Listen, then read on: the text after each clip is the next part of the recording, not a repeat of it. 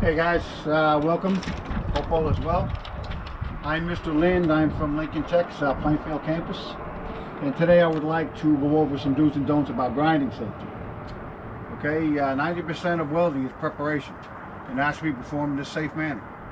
So first of all, before you start grinding, you have to set up with your PPE. Okay, proper PPE is steel-toe boots. You got your welding jacket to protect yourself from sparks. You got your welding gloves on there so you don't get burned or cut from the grinding disc, cutting wheel, wire wheel, whatever you're using. You have your safety glasses that are OSHA approved, and you have your welding hat to protect yourself from sparks. Alright, so if you walk onto a job site with a grinder that looks like this, they won't let you use it. Okay, this is an OSHA no-no. It's got nicks, it's got tape that's falling off, it's got exposed wires, it has no guard on there, okay? These wires right here can ground out to your material and short and create a problem. You notice that there's no guard on here. These bristles right here for your wire wheel, which is a toolbox item, okay? You're not gonna, for clean welds, you always need your wire wheel, your bucket. So when this thing spins and there's no guard on here, these little wire bristles, they fly out. They'll hit you in the chest. I pulled a few out of my face over the years with a guard on. So it's very unsafe to use. This grinder here, for safety reasons, they discontinued this model because of the locking switch on the bottom.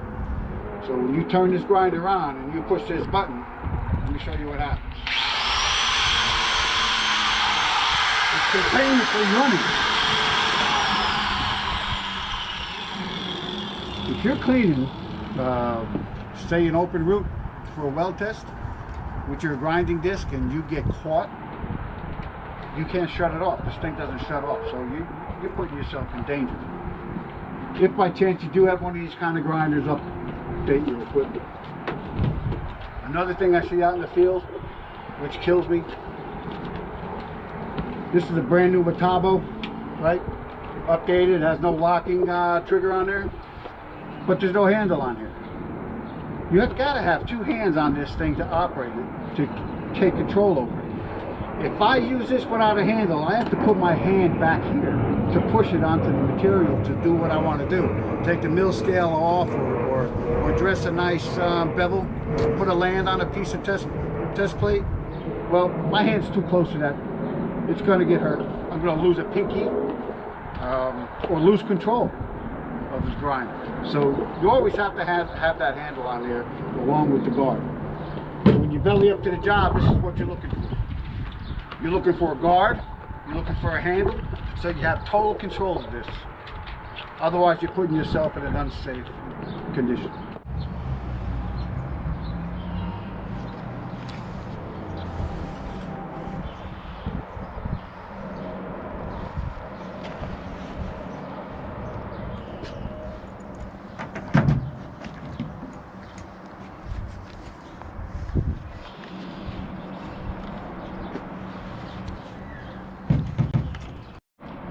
All the tools of our trade are very dangerous when used improperly, and especially in conditions like this. If you feel it's unsafe, red tack it and take it out of commission. You don't want to hurt you or your coworker. Okay? You want to go home with all your digits and your complete eyesight.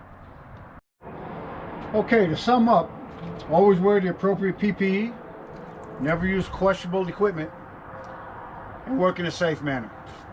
Thanks for watching, guys.